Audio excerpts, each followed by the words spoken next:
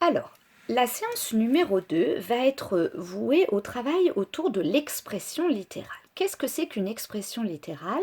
C'est lorsque vous avez des expressions en mathématiques ou en physique ou même dans d'autres matières dans lesquelles il y a des lettres. Littérales, ça veut dire lettres. On l'a vu dans la séance numéro 1, chaque grandeur est associée à un symbole, une lettre, par exemple la distance c'est petit d. Et bien voilà, dans les expressions littérales, vous allez avoir des formules qui vont utiliser ces petites lettres. Donc, nous allons tout d'abord regarder la fiche outil numéro 7 qui est dans votre porte-vue de physique chimie. Comment, ça c'est la technique, comment rédiger un exercice à formule? Tout d'abord, très souvent, vous, quand vous avez un exercice qui doit utiliser une expression littérale, vous vous contentez souvent de faire une suite de calculs et de donner votre résultat, souvent quand même avec l'unité. Mais là, il va falloir insister sur la rédaction. En physique ou en mathématiques, quand on utilise une expression littérale, il faut d'abord l'écrire. Donc c'est pour ça qu'on vous note ici, je note la formule que je dois utiliser. D'accord ? Vous verrez en physique, parfois on vous fait écrire les unités légales pour ne pas vous tromper dans les unités. Mais pour cette séance, ça, vous pourrez vous en passer. Ensuite, je fais tourner la formule si nécessaire. Ça, nous le verrons justement dans la séance numéro 3, mais dans la séance 2 qui nous concerne aujourd'hui, vous ne travaillerez pas, vous n'aurez pas besoin de faire tourner la formule. Ensuite, l'étape C est pas obligatoire, mais fortement conseillée. Sur le côté droit de votre feuille, donc là tout à l'heure on va faire un exercice sur le côté droit, vous noterez les valeurs données dans l'énoncé. Pourquoi c'est fortement conseillé? Parce que malheureusement, souvent, que ce soit en physique ou mathématiques, les unités qu'on vous donne ne sont pas forcément les bonnes. Donc quand elles ne sont pas correctes, enfin pour réaliser l'exercice, puisqu'une unité est toujours correcte, il faut penser à changer l'unité avant d'effectuer votre calcul. Ensuite, justement, vous faites les conversions d'unités si nécessaire.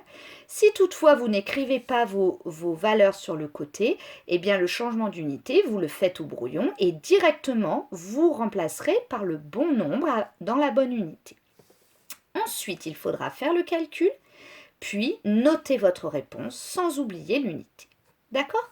Alors, nous allons faire cet exercice très simple. Vous avez ici un aquarium, donc qui a une forme de pavé droit ou de parallélépipède rectangle, qui a une longueur 0,8 m, une largeur 30 cm et une hauteur d'eau qui est versée qui est de 35 cm. On vous demande de calculer le volume d'eau en centimètres cubes. En mathématiques, vous avez appris que le volume, c'est très simple, c'est la longueur fois la largeur fois la hauteur. Donc la formule, vous vous rappelez, petit a, j'écris ma formule, eh bien, donc question A, nous allons tout d'abord écrire la formule. Donc volume, je vous rappelle que c'est un grand V, le petit v c'est pour la vitesse, est égal à la longueur fois la largeur fois la hauteur. D'accord? Ensuite, on vous dit de faire tourner la formule. Pas besoin, notez les informations données dans l'énoncé. Donc sur le côté droit, nous vous conseillons vivement d'écrire on a 2 points, longueur 0,8 m, largeur 30 cm et hauteur 35 cm. Tout le monde est d'accord.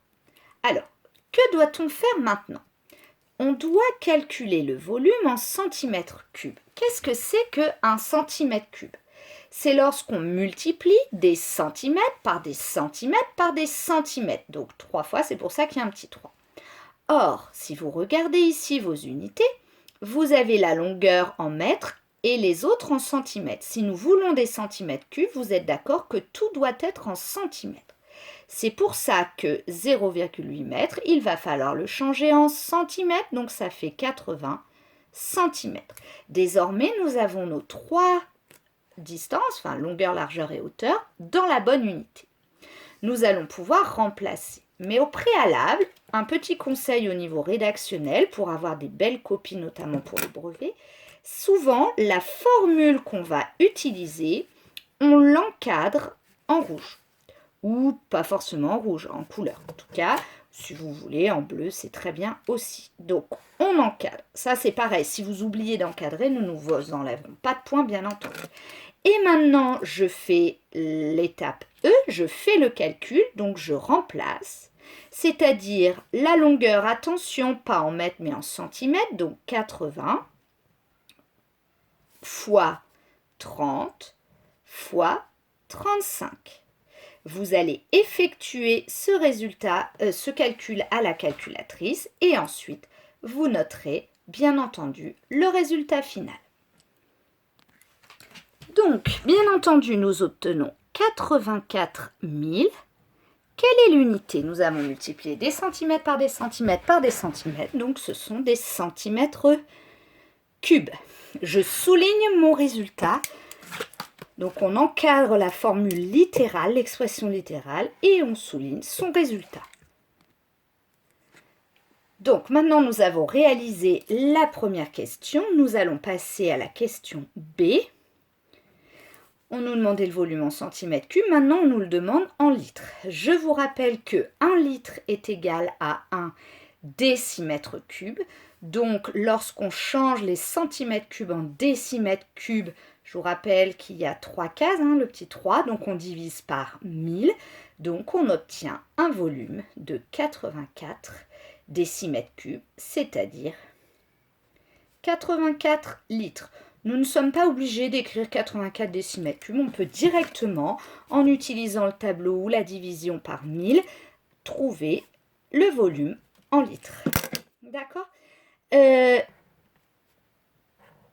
Voilà pour cet exercice donc, qui est réalisé. Et donc, maintenant, on va vous demander de faire les activités lorsque nous serons en classe en faisant attention à bien rédiger.